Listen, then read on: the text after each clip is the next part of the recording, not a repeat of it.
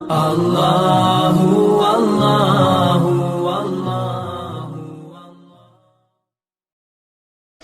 عزیز دوستو، بزرگوں اور بھائیوں، امیر المومنین، خلیفۃ المسلمین، مراد مصطفیٰ صلی اللہ تعالی علیہ وسلم حضرت سیدنا عمر فاروق رضی اللہ تعالیٰ عنہ کو 26 ذی الحج کو زخم لگا تھا، قاتلانہ حملہ آپ پر کیا گیا تھا، اور یکم محرم الحرام کو اسلام کے اس بطل جلیل، اس قائد، اس لیڈر اور دنیا اسلام پر اپنی سیرت کے انمٹ نقوش چھوڑنے والے اس خوبصورت انسان نے دنیا سے پردہ فرمایا۔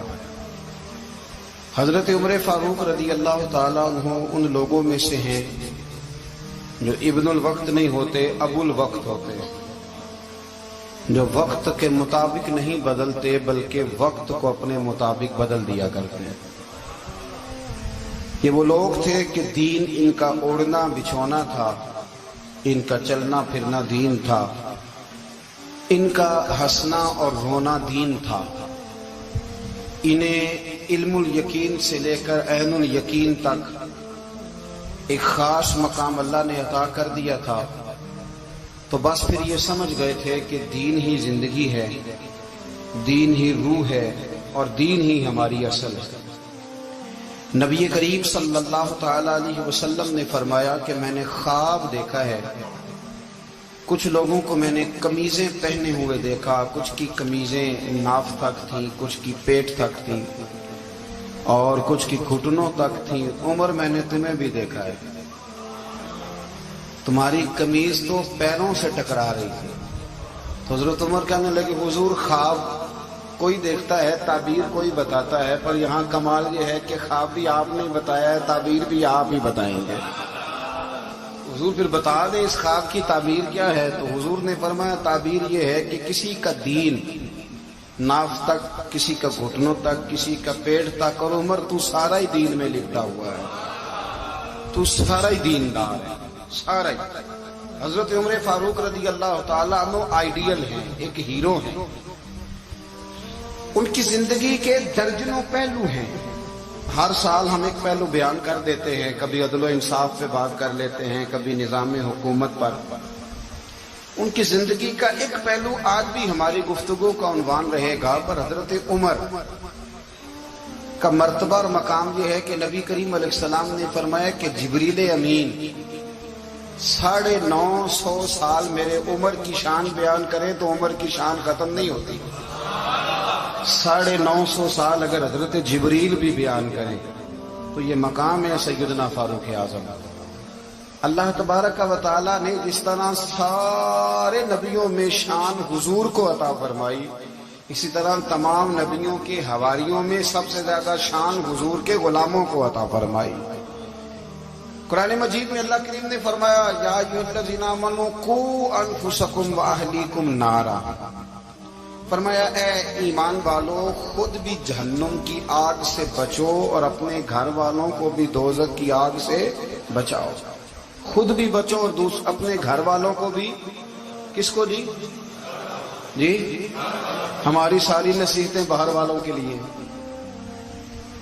باہر ہمیں بہت بڑا لیکچر بھی دینا پڑے تو چلتا ہے، بہت بڑی داستان سرائی بھی کرنی پڑے تو چلتی ہے۔ سٹیٹس اور معیار یہ ہے کہ سارا کچھ باہر والوں کے لیے، اور گھر کے وہ پھول جن کی آبیاری بھی ہم نے کرنی تھی، کوئی جڑی بوٹیاں اگائیں تو وہ کاٹنی بھی ہم نے خود تھی، دھوپ اور چھاؤں کا خیال بھی ہم نے رکھنا تھا، وہاں ہماری نظر نہیں ہوتی۔ پڑوسی کے بچے کیا کر رہے ہیں یہ سارا پتہ ہوتا ہے، اور میرے گھر میں کیا گل کھل رہے ہیں اس کی مجھے خبر نہیں ہوتی۔ حضرت عمر فاروق نے جب یہ آیت نازل ہوئی تو فوراً عرض کیا، یا رسول اللہ صلی اللہ علیہ وسلم، اس کا کیا مطلب ہے کہ خود بھی دوزخ کی آگ سے بچو اور اپنے گھر والوں کو بھی بچاؤ؟ تو نبی کریم علیہ السلام نے فرمایا، عمر اس کا مطلب یہ ہے کہ جن چیزوں کا اللہ رسول تمہیں حکم دیتے ہیں تم اپنے گھر والوں کو ان چیزوں کا حکم دو، اور جن چیزوں سے اللہ رسول تمہیں منع کرتے ہیں تم اپنے گھر والوں کو بھی ان چیزوں سے منع کرو. حضرت عمر فاروق کی زندگی میں جو چیز آپ کو بہت زیادہ ملے گی نا وہ یہ ہے کہ آپ نے جتنا کڑا احتساب محاسبہ باہر والوں کا کیا ہے نا اس سے زیادہ بڑھ کے اپنا اور اپنے گھر والوں کا کیا ہے. یہ بڑا عجیب معاملہ ہے کہ ہم جتنے لوگ ہیں ہمارا معیار یہ ہے کہ سامنے والا غلط ہے اور میں ٹھیک. یعنی دوسرے کا بچہ گلی میں نظر آ جائے تو اس کی غلطیاں نکلنی شروع ہو جائیں گی. اور میرا بچہ سارا شہر گھوم آئے ایک ٹائر پہ موٹر سائیکل پہ تو ہم کہتے ہیں کہ ابھی بچہ ہے, انشاءاللہ سیانا ہو جائے گا. اگر ابا جی آج تک سیانے نہیں ہوئے کہ اس کو سمجھا لیں تو پھر بیٹے کا سیانا ہونا تو ہو سکتا ہے کہ وہ 60-70 سال لگ ہی جائیں. گھر کے اندر جب تک توجہ نہیں ہوتی اور سب سے پہلے جب تک اپنی ذات پر توجہ نہیں ہوتی تو والد کا جب تک کردار بچے نہیں دیکھتے جب تک اتنی دیر تک ان کا تبدیل ہونا ممکن نہیں ہوتا. حضرت عمر فاروق رضی اللہ تعالیٰ عنہ نا باہر والوں کا بھی بڑا سخت حساب کرتے تھے. بڑا ایک گورنر صاحب نے لباس بڑا شاندار پہننا شروع کر دیا تھا تو حضرت عمر نے اتروا کے نا تو انہیں ٹاٹ کا لباس پہنا کے تو اونٹ چرانے کی ڈیوٹی دے دی. اتنا سخت احتساب کرتے. کسائی کی دکان پر بھی 1-2 گھنٹے کھڑے ہوتے تھے. جو آدمی مسلسل 2 دن گوشت خریدتا تھا نا فرماتے تھے اس کا ٹیکس بڑھا دو, لوگوں کو دال نہیں مل رہی اور یہ روز گوشت کھاتا ہے. حضرت فاروق اعظم اس کو جزیہ کہا جاتا تھا یا کچھ اور معاملات ہوتے تو بڑھا دیتے تھے. مسلسل جو 2 دن آدمی گوشت کھاتا تھا فرماتے تھے مدینے میں غربت ہے, اگر یہ والا نظام تم کرو گے تو غریب لوگ کس کی طرف دیکھیں گے. لیکن اس سے زیادہ بڑھ کر جو ان کی زندگی کا معیار اور سٹیٹس تھا وہ یہ تھا کہ اپنے گھر کا خاص خیال رکھتے, خاص توجہ کرتے. ملک شام سے اور ایران سے کچھ لوگ آپ کی خدمت میں آئے تو وہاں سے کچھ کنیزیں بھی آئیں. ان کے بادشاہ پیغام لے کے شاہ ایران کی کنیز کو ملکہ نے کہا کہ نا حضرت عمر کی زوجہ کو دیکھ کے آنا ذرا کس طرح کی. ہمارے ملک میں کیا کہتے ہیں خاتون اول جی, خاتون باقی سارے دووں میں خاتون اول, ذرا خاتون اول کو دیکھ کے آنا. تو وہ جب آئی نا گھر میں ملنے تو کہا کہ مجھے میری ملکہ نے کہا تھا کہ عمر کی زوجہ سے اہلیہ سے ملاقات کر کے آنا. تو حضرت عمر کی اہلیہ نے نا ایک جوڑا کپڑوں کا دے دیا ملکہ کے لیے اور ایک خوشبو کی شیشی دے دی. اب جب وہ تحفے وہاں گئے تو اس ملکہ نے نا کچھ سونے کا سامان بھیجا, کچھ زیورات بھیجے, کچھ تحائف بھیجے. جب حضرت عمر کے گھر آئے نا وہ خادم لے کے آیا, اس نے کہا جی آپ کی اہلیہ نے تحفے بھیجے تھے. تو جواب میں شاہ ایران کی بیوی نے یہاں جس ملک کا وہ سفیر تھا انہوں نے بھی یہ بھیجے ہیں. تو حضرت عمر فاروق نا وہ تحفے لے کے گھر گئے تو جا کے کہنے لگے اپنی اہلیہ سے یہ تو کب سے تحفے تحائف بھیجنے لگ گئی ہے, یہ کب سے نظام شروع ہو گیا؟ تو کہ حضور تحفہ دینا لینا تو ٹھیک ہے, سنت ہے, محبت بڑھتی ہے, تو یہ کوئی قباحت نہیں, اور میں نے اپنی ذاتی استعمال کے لیے جو چیزیں رکھی تھی وہ میں نے دی ہیں. تو حضرت عمر فاروق رضی اللہ تعالیٰ عنہ فرمانے لگے ہم نے کسی ملک کے ساتھ اور اس کے بادشاہ کے ساتھ ذاتی تعلق نہیں بنانا, تعلق جو بھی بنے گا رسول اللہ کے دین کی برکت سے بنے گا. ذاتی رشتے نہیں ہم نے قائم کرنے. ذاتی آپ کے ملک کی جو ایئر لائن جس کا ہر سال خسارے کا ڈنڈورا پیٹا جاتا ہے نا, وہ ہمارے بادشاہ صاحب اور صدر صاحب اگر غیر ملکیوں کو گھوڑا کبھی بھیجنا ہو نا, گھوڑا تو پورا ایک جہاز گھوڑا لے کے تحفے میں جاتا ہے, پورا جہاز غریب قوم کا یہ سرمایہ. اور قوم بڑی بادشاہ ہے, لائنوں میں لا کے ووٹ دیتی ہے. 2 کام ہمیشہ لائن میں لا کے کرنے, ایک بل لائن میں لا کے جمع کرانا ہے اور ایک ووٹ لائن میں لگ کے, تاکہ پھر پورے 5 سال لائن میں ہی لگے رہے. مرضی سے آپ ووٹ دینا پر جو بات درست ہے اس کو سنو. حضرت عمر فاروق رضی اللہ تعالیٰ عنہ نے اپنی اہلیہ سے پوچھا کتنے کا تھا وہ تیرا جوڑا اور خوشبو کی شیشی؟ لگا 3 دینار کی. فرمایا یہ 3 دینار تیرے اور باقی جو تحفے آئے ہیں وہ تو خود کہہ, کیونکہ اس نے تیرے نام بھیجے ہیں. تو کہہ کہ میں مال غنیمت میں دیتی ہے, تو کہہ میں مسلمانوں کو کہہ. تو زوجہ ہنس پڑی, کہنے لگی میں نام بھی کہوں تو مجھے کہنا تو پڑے گا ہی, کہنا تو میں نے ہے ہی کیونکہ سامنے عمر فاروق ہیں, لہذا پر میں کہہ دیتی ہوں میں نے دیا خزانے کو. حضرت عمر نے جمع کرا لیا. یہ کیا بات ہے, میرے گھر والے جو مرضی کریں, ان کا معیار زندگی جس طرح کا مرضی ہو. اور حضرت عمر ایک جملہ کہا کرتے تھے اللہ کرے کہ یہ باتیں اس دور حاضر میں ہماری سمجھ میں آئیں. حضرت عمر فاروق رضی اللہ تعالیٰ عنہ اپنے بچوں کو فرمایا کرتے تھے کہ بہت آدمی کو بھوک لگی ہو نا اور پھر اس کی پسند کا کھانا پکا ہو، جتنے شوق سے وہ اس کھانے کو دیکھتا ہے نا، فرمایا اس طرح پوری قوم اپنے بادشاہوں کے خاندان کو دیکھتی ہے. اس تیزی کے ساتھ دیکھتے ہیں کہ ان کے گھر میں کیا ہو رہا، ان کا معیار زندگی کیا ہے، ان کا سٹیٹس کیا ہے. سیدنا فاروق اعظم رضی اللہ تعالی عنہ نے اپنے گھر کے اندر اپنے بچوں، آپ کے بچے دونوں کاروبار کے لیے مصر گئے تو وہاں کے گورنر صاحب نے لوگوں سے، ایک بہت بڑا قافلہ گیا مدینے سے مصر تجارت کے لیے، جاتے ہیں نا آج بھی قافلے کئی ملکوں میں، تو یہ گئے تجارت کے لیے. تو حضرت عبداللہ ابن عمر، حضرت عبید اللہ ابن عمر، حضرت عمر کے دونوں بیٹے گئے. جناب عمر فاروق کے بچے جب وہاں پہنچے تو مصر کے گورنر نے نا لوگوں کو تعارف کرایا کہ یہ عمر فاروق کے بیٹے ہیں. یہ حضرت یہ چودھری کے بیٹے کو کون بتاتا ہے کہ تو چودھری کا بیٹا ہے؟ باہر والے بتاتے ہیں، گھر والے جی. اور سیٹھ صاحب کے بیٹے کو کون بتاتا ہے کہ تو سیٹھ صاحب کا بیٹا ہے؟ اور مالک کو کون بتاتا ہے کہ تو مالک کا بیٹا ہے اور یہ کرایہ دار ہے؟ یہ کون بتاتا ہے؟ یہ سوچ ہم دیتے ہیں بچوں کو. چودھری اور کمی کی سوچ، امیر اور غریب کی سوچ، مالک اور کرایہ دار کی سوچ، گھر کے مالک کی اور کام کرنے والے کی سوچ، یہ ہم دیتے ہیں. یاد رکھنا یہ ہم دیتے ہیں، یہ ہمارا مزاج ہے، یہ باہر سے نہیں آتی. تو کوئی شہزادہ ہے، تو سیٹھ ہے، تو نواب ہے، یہ سوچ باہر سے نہیں آتی. یہ اماں سوچ دیتی ہے، اماں، یہ ابا سوچ دیتا ہے. اور پھر جب تباہی اترتی ہے تو اس کے ذمہ دار بھی باہر والے نہیں ہوتے، گھر والے ہوتے ہیں. گھر والے، ہمارے بچوں کی طبیعتوں پر زیادہ نقش باہر والوں کا نہیں ہوتا، گھر والوں کا ہوتا ہے. یاد رکھیے گا. حضرت عمر فاروق رضی اللہ بچے ہیں، شہزادے ہیں، وہ کاروبار کرنے گئے اور وہاں لوگوں نے بتایا گورنر صاحب نے کہ یہ فاروق اعظم کے بچے امیر المومنین کے. لوگوں نے ان سے زیادہ مال خریدا، تجارت میں زیادہ نفع ہوا. ظاہر ہے کہ وہ آپ کے جو اللہ خیر کرے حکمران ہیں، ان کے کاروبار کتنے ملکوں میں ہیں، کس بنیاد پر ہیں؟ وہ صرف اس بنیاد پر کہ وہ حکمران رہے، ان کے لیے آسان تھا بڑے لوگوں سے تعلقات بنانا. حضرت عمر فاروق رضی اللہ تعالیٰ عنہ کے بچے ڈھیروں مال کما کے جب واپس آئے نا تو حضرت عمر سے آ کے بچوں نے بطور محبت کا، ابا جی اللہ نے بڑا ہی فضل کیا ہے، بڑا مال کمایا الحمدللہ، یہ دیکھیں کتنا نوازا ہے. تو حضرت عمر کہنے لگے سارے قافلے نے اتنا ہی کمایا، سارے قافلے نے اتنا ہی کمایا؟ کہ حضور نہیں، سارے قافلے نے اتنا نہیں کمایا، سب کو اتنا نہیں ملا.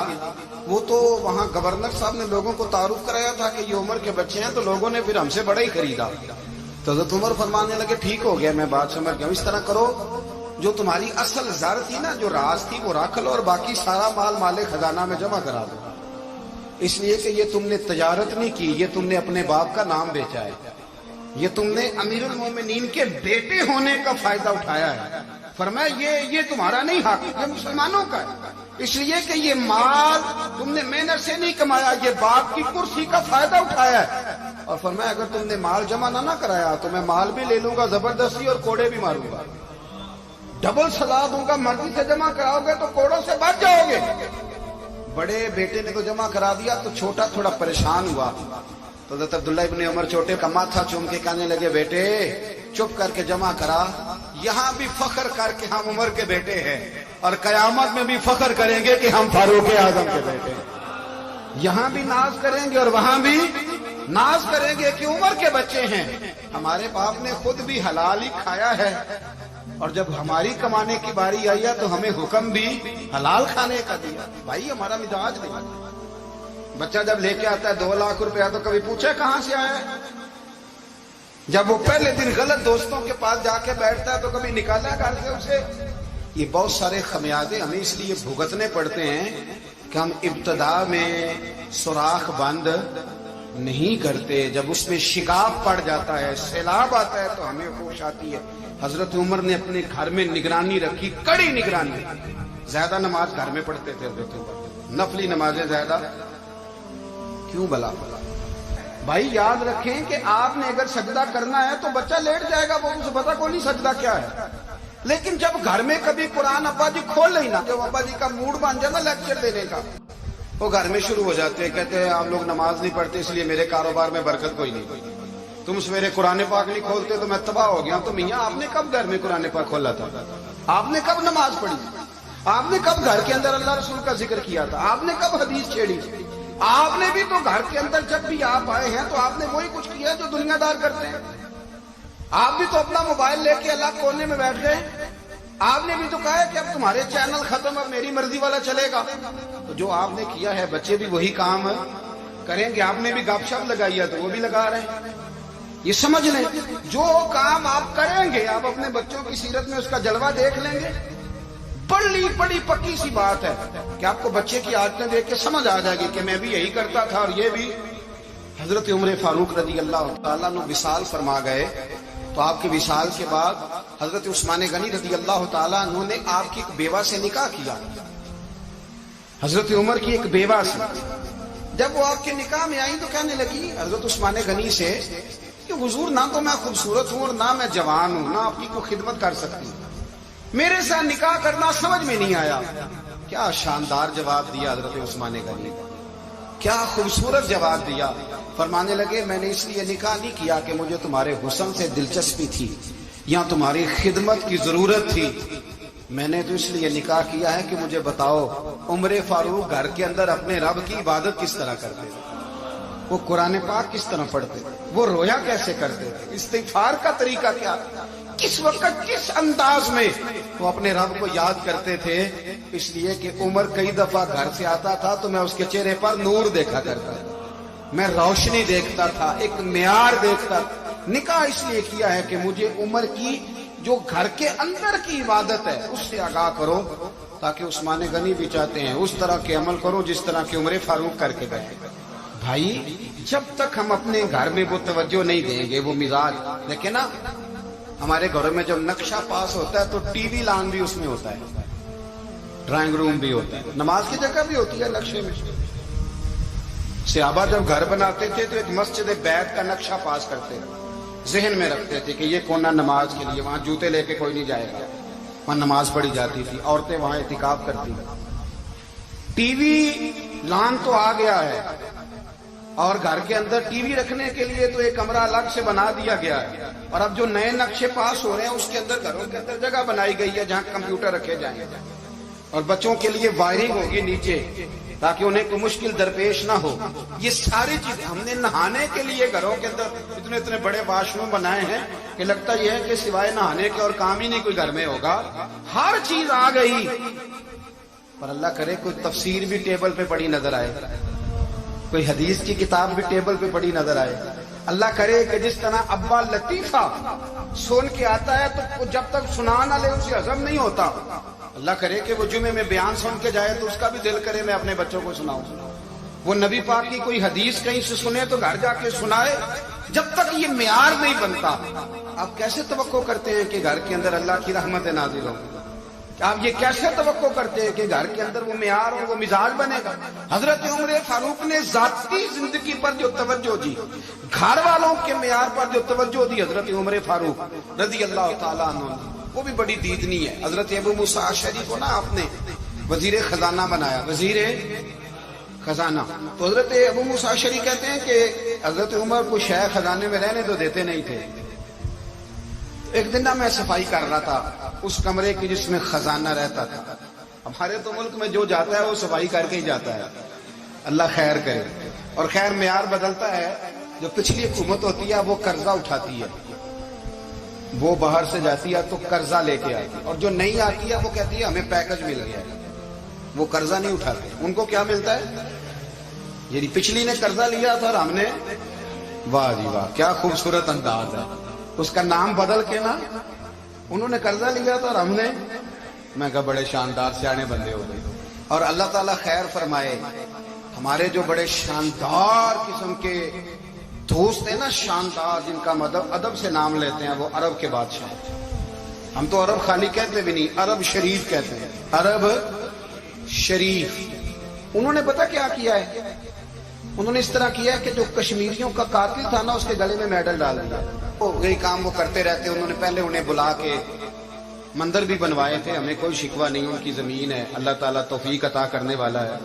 پر خیال یہ تھا کہ چلو کشمیریوں کے زخموں پر نمک نہ چھڑکتے, 2 مہینے انتظار کر لیتے, کچھ حالات سنور جاتے, کچھ تھوڑا انتظار. ہیں ہمارے دوست, ہمارے وزیر اعظم صاحب جب جاتے ہیں تو وہ پھولوں کا ہاتھ ڈالتے ہیں ہمارے دوست. لیکن انہیں وہ حدیث یاد نہیں کہ نبی پاک علیہ السلام نے فرمایا جب میرے مومن کو تکلیف ہوتی ہے تو مجھے بھی گنبد خضرا میں تکلیف ہوتی ہے. انہیں نہ کشمیریوں کا خون یاد نہیں آیا, انہیں برہان وانی کی کٹی ہوئی لاش یاد نہیں آئی, انہیں 30,000 بیوہ عورتیں 30,000 بیوہ عورتیں یاد نہیں آئی, 30,000 بیوہ عورتیں جن کے ساگ اجڑ گئے, اور انہیں 1.25 لاکھ یتیم بچہ یاد نہیں آیا جو یتیمی کی زندگی گزار رہا ہے. اور اس کے باوجود بہت بڑے ذمہ دار ہے وہ. مجھے پڑھ لینے دو آج احمد فراز کا شعر. وہ ہمارے مکتب کوئی ایسا نہیں کہ وہ مولوی تھا, وہ غیر جانبدار تھا, پر مجھے آج پڑھ لینے دو اس کا شعر. یہ کلیجے کا درد ہے, پڑھ لینے دو. اس نے کہا تھا کہ پڑھتا ہوں تو کہتی ہے یہ خالق کی کتاب ہے, مثل یہودی یہ سعودی بھی عذاب, اس قوم کے بارے میں کیا لکھوں فراز, کعبے کی کمائی سے جو پیتے ہیں شراب, کعبے کی کمائی سے جو پیتے ہیں شراب, اس قوم کے بارے میں کیا لکھوں فراز. کہ کعبے کی کمائی سے جو پیتے ہیں شراب, میں خیال نہیں آیا تمہارا صرف دین یہ ہے کہ قبریں گرا دو, مزارات گرا دو, فقط یہ دین ہے. کوئی نبی پاک کے روزے کی طرف منہ کرے تو اسے مشرک کہو, یہ دین ہے. اس کا نام مذہب رکھا تم نے. مذہب تو اس کا نام ہے کہ جو رسول اللہ کا نام لینے والا ہے وہ ہمارا یار ہے, اور جو نبی پاک کا نام لینے والا نہیں, ہمارا اس سے کوئی تعلق, یہ دین ہے. حضرت عمر فاروق کی سیرت سنا رہا ہوں, حضرت عمر کی. حضرت ابو موسیٰ اشعری نے ایک عیسائی کو منشی رکھا تھا, اکاؤنٹ آفیسر حضرت ابو موسیٰ اشعری نے. تو حضرت عمر فاروق بول پڑے, کہنے لگے تمہیں مسلمان کوئی نہیں ملا تھا, کلمہ گو نہیں تمہیں نظر آئے, کشمیریوں کی لاشیں نظر نہیں آتی, ان کا خون بہ رہا ہے, تباہی اتر رہی ہے, اور تم قاتل کو گولڈ میڈل پہنا رہے ہو. اور یاد رکھنا جب مسلمانوں کی بچیاں روندی جاتی ہوں نا تو پھر اسلام امن کا درس نہیں دیتا, پھر اسلام جہاد کی بات کرتا ہے, پھر اسلام جہاد کی بات کرتا ہے, جہاد کی. وہ قومیں غیرت مند نہیں ہوتی کہ جن کے گھروں میں آگ لگی ہو اور وہ غیروں کو ہار پہناتی پھرے. اللہ کا کچھ خوف کرو, زندگی مختصر ہے. دبئی میں کتنے رہے اور کتنے چلے گئے. خدا را کچھ خدا تم سے اچھے تو وہ نیو یارک کے رائٹر ہیں جو کم از کم اپنے کالموں میں کشمیر کی بات کرتے ہیں. تم سے اچھا برطانیہ کا وہ شخص ہے جو کم از کم BBC لندن پہ رپورٹ جاری کرتا ہے تو کہتا ہے کشمیر پہ ظلم ہو رہا ہے. تم سے تو وہ اچھے رہ گئے. تم نے بات کرنا تو دور کی بات, تم نے دشمنوں کے گلے میں ہار پہنانے شروع کر دیے. کل جب پوچھیں گے بلا کے تم کو اپنے سامنے, کیا جواب جرم دو گے تم خدا کے سامنے. بڑی تکلیف ہوئی, بڑی تکلیف ہوئی. وہ نا منصور حلاج کو پھانسی دی جا رہی تھی تو حضرت جنید بغدادی بھی آ کے دیکھنے لگے. تو منصور حلاج کہنے لگے بابا سارا زمانہ دیکھے پر تو نہ دیکھ, سارا زمانہ تماشا دیکھے انہیں تو پتا کوئی نہیں نا, تو نہ دیکھ. عرب شریف والو, ٹرمپ اسے انعام دیتا تو تکلیف کوئی نہیں تھی, ملکہ وکٹوریا اسے انعام دیتی تو تکلیف کوئی نہیں تھی, پر تم تو نہ ایسا کرتے. تم تو اپنے تھے, تم تو کلمہ گو تھے, تم تو یہ ظلم نہ کرتے, تم تو یہ حرکت نہ کرتے. میں کہتا ہوں ٹھہر ہی جاتے. جانا نہیں دنیا سے, اللہ کے حضور حاضر نہیں ہونا. جب رسول اللہ قبر میں آئیں گے تو کیا جواب دو گے؟ خدا را حضور نے فرمایا تھا گناہ روک نہیں سکتے تو دل میں ہی برا جان لو. ذالک اضعف الایمان, یہ کمزور ایمان ہے, کم از کم اتنی حد تک تو آ جاؤ, دشمن سے گلے تو نہ ملو. خدا را سمجھے ہمارا پہلا تعارف یہ ہے کہ ہم رسول اللہ کے غلام ہیں. اقبال نے کہا تھا وطن کا بت نہ بنانا, وطن کو بت نہ بنانا. اقبال کہنے لگے ان تازہ خداؤں میں بڑا سب سے وطن ہے, جو پیرہن اس کا ہے وہ مذہب کا کفن ہے. اس لیے کہ بازو تیرا توحید کی قوت سے قوی ہے, اسلام تیرا دیس ہے, اسلام تیرا دیس ہے. کیونکہ تو مصطفی ہے, تو نبی پاک والا ہے, مصطفیٰ والا. اسلام تیرا دیس ہے, تو मुस्तफवी है। अमेरिका में जो मुसलमान रहता है हमारा भाई है, और पाकिस्तान में जो मरज़ई रहता है उससे हमारा कोई ताल्लुक नहीं है। हजरत उस्मान गनी ने अपने चचा के बेटे से कहा था कि तू कलमा नहीं पढ़ता तो तेरा मेरा रिश्ता कोई नहीं। बिलाल हबश से आया है पर मेरे नबी का गुलाम है तो सगे भाइयों से भी आगे है। हजारों कौमें वजूद में आई दहार में खुश को तर के रिश्ते से, पर हमने बुनियाद दोस्ती रखी याद खैरुल बशर के रिश्ते से।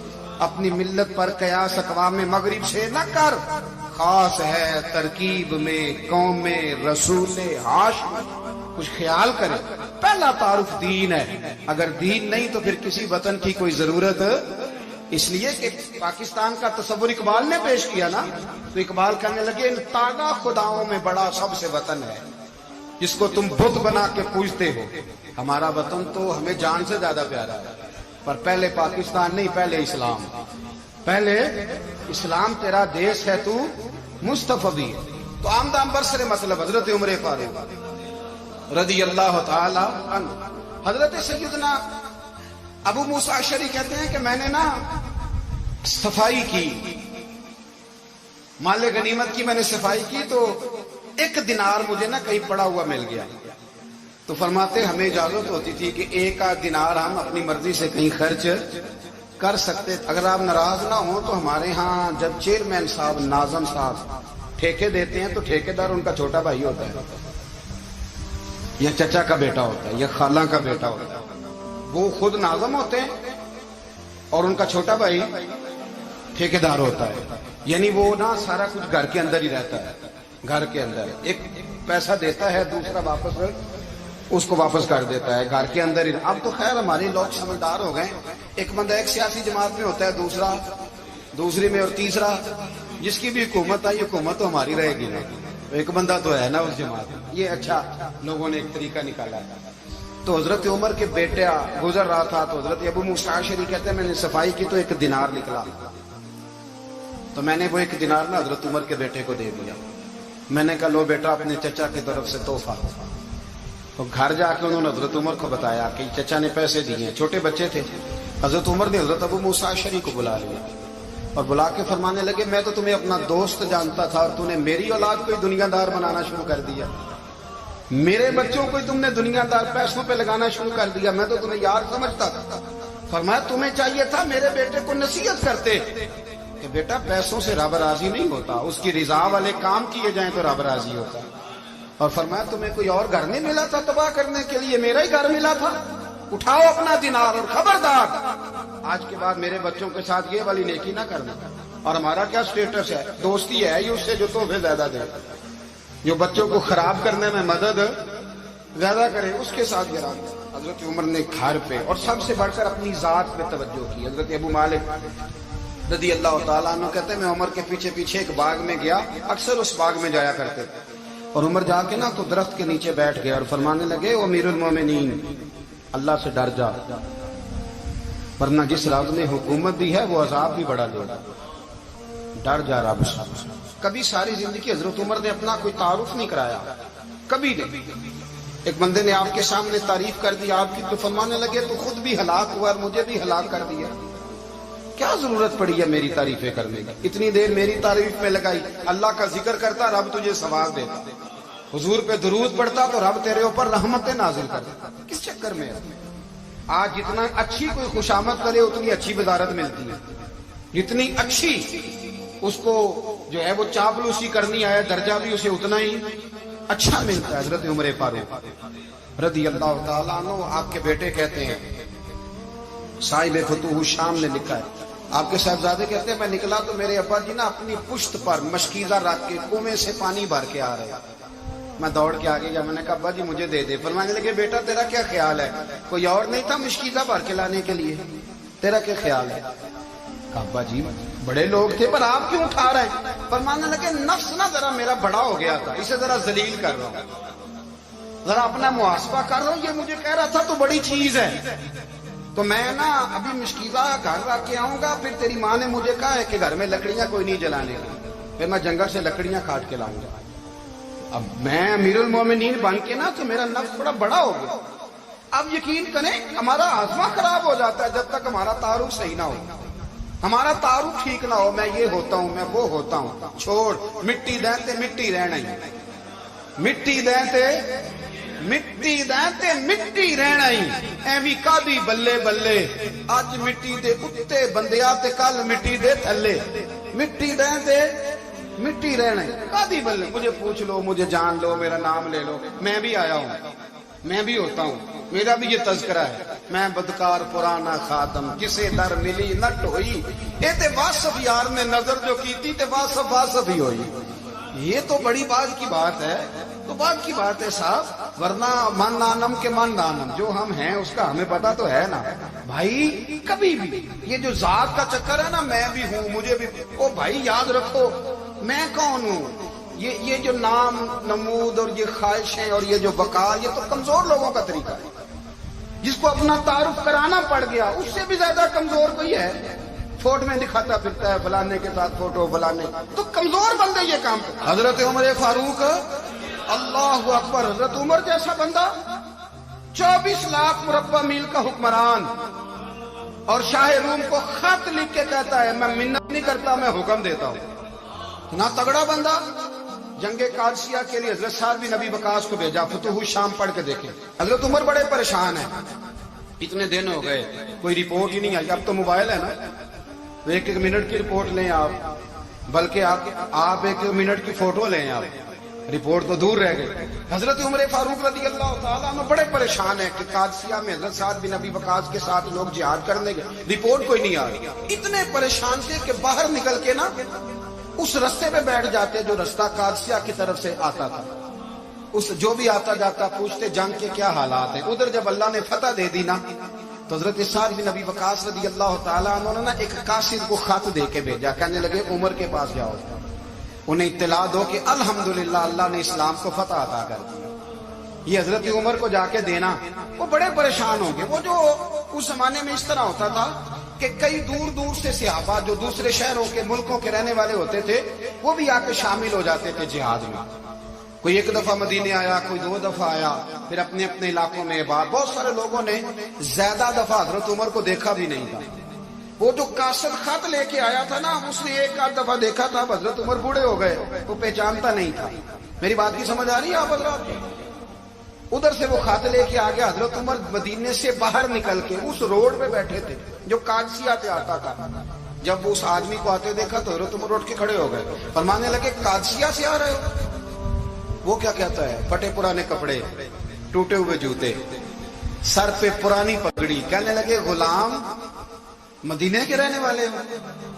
حضرت عمر کہنے لگے ہاں مدینے کا ہوں۔ کہا میں قادسیہ سے آیا ہوں، الحمدللہ اللہ نے اسلام کو فتح دے دی ہے، الحمدللہ کفر کی کمر ٹوٹ گئی ہے۔ اس نے یہ بات کر کے تو گھوڑے کو ایڑی لگائی، گھوڑا دوڑنے لگا مدینے کے، حضرت عمر بھی ساتھ ساتھ دوڑ رہے، فرمانے لگے اچھا بتاؤ خالد بن ولید کا کیا حال ہے؟ تھوڑا آگے جا کے فرمانے لگے اسامہ بن زید کیسے ہے؟ وہ کہتے ہیں ٹھیک ہے۔ پھر اس نے اور گھوڑا، عمر ساتھ ساتھ دوڑ رہے ہیں، ساتھ ساتھ 24 لاکھ مربع میل کا حکمران، ایک جوتا پیر سے نکل گیا، عمر دوڑ رہے ہیں۔ آگے جا کے پوچھتے ہیں سعد بن ابی وقاص کا کیا حال ہے؟ کہ حضور وہ بھی ٹھیک ہے۔ کتنے لوگ میرے شہید ہو گئے مسلمانوں میں سے؟ کہنے لگا صحیح گنتی کا نہیں پتا، یہ لفظ ادا ہوتے ہوتے مدینے کی سرحد آ گئی۔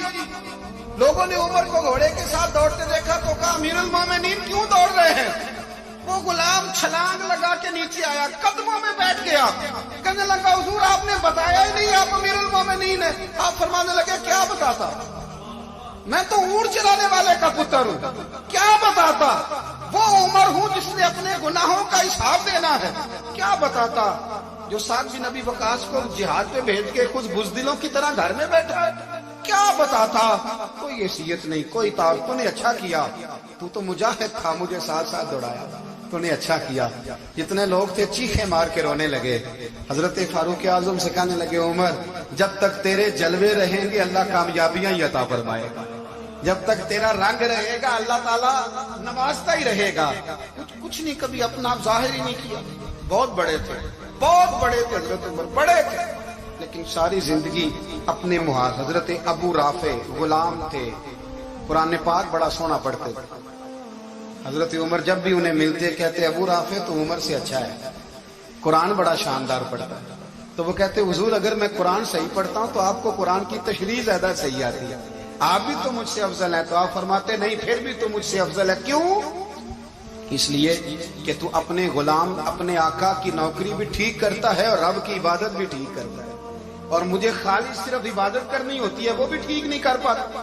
ساری زندگی اپنا محاسبہ، ساری زندگی اپنے گریبان میں دیکھا، ساری زندگی اپنے آپ کو پرکھا، اپنے آپ کو ٹٹولا، 62 سال عمر بیت گئی۔ حضرت حذیفہ بن یمان ایک صحابی تھے، میرے نبی کریم علیہ السلام نا ان سے راز کی باتیں کرتے تھے۔ ہر بندے کا ہاضمہ ٹھیک نہیں ہوتا، سب سے راز کی بات نہیں کرنی چاہیے۔ حضرت حذیفہ بن یمان کہتے ہیں حضور راز کی باتیں بتاتے۔ مدینہ منورہ میں جو منافقین تھے ان کی لسٹ بھی نبی پاک نے حضرت حذیفہ بن یمان کو دی تھی۔ جب کوئی مشکوک آدمی مر جاتا نا تو صحابہ کہتے ہیں ہم دیکھتے اگر حضرت حذیفہ نے جنازہ پڑھا تو ہم بھی جنازہ پڑھ لیں۔ نبی پاک نے بھی کچھ جنازے نہیں پڑھے، ترمذی میں ہے، فرمایا عثمان سے جو بغض رکھے اس کا جنازہ نہیں پڑھے گا۔ حضرت حذیفہ بن یمان اگر جنازہ پڑھتے تو لوگ پڑھتے، وہ نہ پڑھتے تو لوگ جنازہ نہ پڑھتے۔ حضرت حذیفہ بن یمان کہتے ہیں جناب عمر فاروق کی خلافت کے آخری ایام تھے، کچھ دنوں کے بعد وہ شہید ہو گئے۔ فرماتے آدھی رات کا وقت تھا، میں گھر میں سویا تھا بڑا بے فکر، اچانک میرے دروازے پہ دستک ہوئی، میں گھبرا کے اٹھا، اتنی رات کو کون آیا؟ اتنے قربان جاؤں، دروازے پہ گیا تو امیر المومنین فاروق اعظم دروازے پہ۔ میں نے کہا عمر کوئی حکم تھا تو مجھے بلا لیتے۔ کہنے لگے میں نا امیر بن کے نہیں آیا، تیرا ویر بن کے آیا ہوا۔ امیر المومنین کی حیثیت سے سرکاری کام سے بلاتا تو وہاں بلاتا، مجھے ایک ذاتی کام پڑ گیا۔ کہتے میں نے عمر کو گھر کے اندر بلا کے چارپائی پہ بٹھایا، میں نے کہا حضور میں غریب آدمی، میں کیا آپ کے کام آ سکتا ہوں؟ تو کہتے انہوں نے نا مجھے ساتھ بٹھا لیا، پھر میرا ہاتھ پکڑ لیا، کہنے لگے تو عمر کو جانتا ہے؟ عمر جھوٹ نہیں بولتا۔ تو جانتا ہے؟ عمر وعدوں کا پکا ہے۔ کہا حضور جانتا ہوں۔ کہا میں اس وقت آیا ہوں جب دیکھ بھی کوئی نہیں رہا۔ حضرت حذیفہ بن یمان کہتے ہیں پریشان ہو گیا، حضور پہلیاں نہ بجھوائے، مہربانی کر بتائیں کدھر آئے ہیں؟ حضرت عمر فاروق فرمانے لگے 62 سال کا ہو گیا 63 میں چل رہا ہے، داڑھی سفید ہو گئی ہے، پھل پک گیا، اٹھ فریدہ ستیا، داڑھی آ گئی دور، اگا نیڑے آ گئی، پیچھا رہ گئی دور۔ اب قبر اشر کا معاملہ صاف نظر آنے لگا ہے۔ کہا حضور مجھ سے کیا چاہتے ہیں؟ حضرت عمر رو پڑے، کہنے لگے آج میں عشاء کے بعد نکلا ہوں تو نبی پاک کے صحابہ مجھے نیک کہہ رہے تھے، پھر میں نے بچوں کی ماں سے اور بچوں سے بھی پوچھا ہے، وہ بھی مجھ سے راضی ہیں، پر حذیفہ تیرے ساتھ نبی پاک راز کی باتیں کرتے تھے، سچ بتا کہیں عمر کا نام منافقوں میں شامل تو نہیں؟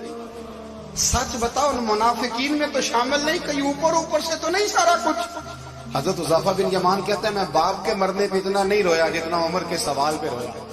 میں قدموں میں بیٹھ گیا، میں نے کہا نہیں عمر یہ تو میں نے نہیں سنا، لیکن یہ میں نے نبی پاک سے ضرور سنا ہے کہ میرے بعد اگر کوئی نبی ہوتا تو عمر ابن خطاب ہوتا۔ یہ میں نے اپنے کانوں سے سنا ہے کہ عمر جس گلی سے گزرے شیطان راستہ بدل جاتا ہے۔ یہ میں نے اپنے کانوں سے سنا ہے کہ 950 سال حضرت جبریل جناب عمر کی شان بیان کرے تو پھر بھی بیان نہیں ہو سکتا۔ یہ میں نے ضرور سنا۔ دوستو ساری زندگی حضرت عمر نے اگر دوسروں کا محاسبہ کیا تو اپنا اور اپنے بچوں کا بھی کڑا خیال رکھا، اپنی ذات پر بڑی توجہ دی۔ جو لوگ اپنا بھول جاتے ہیں نا، ہمیں اپنی صحت کا بڑا خیال ہے لیکن اپنی روحانی زندگی کا کوئی خیال نہیں ہے، قلبی زندگی کا کوئی تصور نہیں ہے۔ آپ یقین کریں موٹا آدمی کمزور ہونے کے لیے جدوجہد کر رہا ہے، کمزور طاقتور ہونے کے لیے، لیکن جس کو کتنے دن بیت گئے اللہ رسول کی یاد میں رویا ہی نہیں، کتنے دن بیت گئے نعت سننے کو دل ہی نہیں چاہا، جسے مہینوں بیت گئے اور قرآن پاک کی طرف نظر ہی نہیں گئی، وہ فکر مند ہی نہیں۔ زندگی زندہ دلی کا نام ہے، مردہ دل کیا خاک جیا کرتے ہیں۔ بھائی حضرت عمر کی زندگی دور حاضر میں ہمیں یہ سبق دیتی ہے کہ کڑی نگرانی رکھو اپنے پودوں کی، کڑا خیال رکھو اپنے ذاتی بات کا، اور یہ جو تمہارے دل کی دنیا ہے یہ تمہاری روح کی زندگی ہے، اس کا محاسبہ کرتے رہو۔ نبی کریم علیہ السلام نے فرمایا اپنا حساب خود کر لو قبل اس کے کہ تمہارا حساب کیا جائے۔ अपना हिसाब बोलिए, अपना हिसाब। हम सारी दुनिया का हिसाब करते फिरते हैं, कोई कहां से कमाता है, कहां खाता है, पर अपना हिसाब हुजूर ने फरमाया हिसाब कर लो कबल इससे कि तुम्हारा हिसाब। मौला अली फरमाते हैं नमाज पढ़ लो कबल इसके कि तुम्हारी नमाज पढ़ी जाए, नमाज पढ़ लो कबल इसके कि तुम्हारी। अपना मुहासबा करें, थोड़ा सा ना ऊपर दाएं बाएं देखने की बजाय थोड़ी सी गर्दन झुका के ना, दरवेश कहते हैं बुरे बंदे नु मैं लब्बन टुरिया ते जग ते मिलिया ना कोई, अपने अंदर झाती पाई ते मैथों बुरा ना कोई। थोड़ी सी ना, थोड़ी सी अपनी तरफ तवज्जो दे। हम ना बेचैन वक्त गुजार रहे हैं, बेकरार हैं, बेसुकून है। सबब ये है कि हमने ना अपना हिसाब करना छोड़ दिया है। हिसाब करोगे, बेहिसाब तो बंदा रोटी खा ले तो बीमार हो जाता है, और अगर जिंदगी बेहिसाब गुजरे, गुनाहों का हिसाब ही ना किया जाए, तकवे की तरफ तवज्जो ही ना की जाए, तो फिर जिंदगी दुश्वार हो जाती है। और अल्लाह पूरी उम्मत मुस्लिमा को एक हजरत उमर फारूक रदी अल्लाह तआला अन्हु के तरीके पर चलने वाला लीडर अता फरमा, हमेशा मिदहत खैरुल नाम में गुजरे। दुआ है ये उम्र। और अगर आपने अभी तक हमारा चैनल सब्सक्राइब नहीं किया तो फौरन सब्सक्राइब कीजिए, साथ ही बेल आइकॉन पर क्लिक करें ताकि मजीद आने वाली वीडियो है वो आपको वक्त पर मिलती रहे। अल्लाह हाफिज।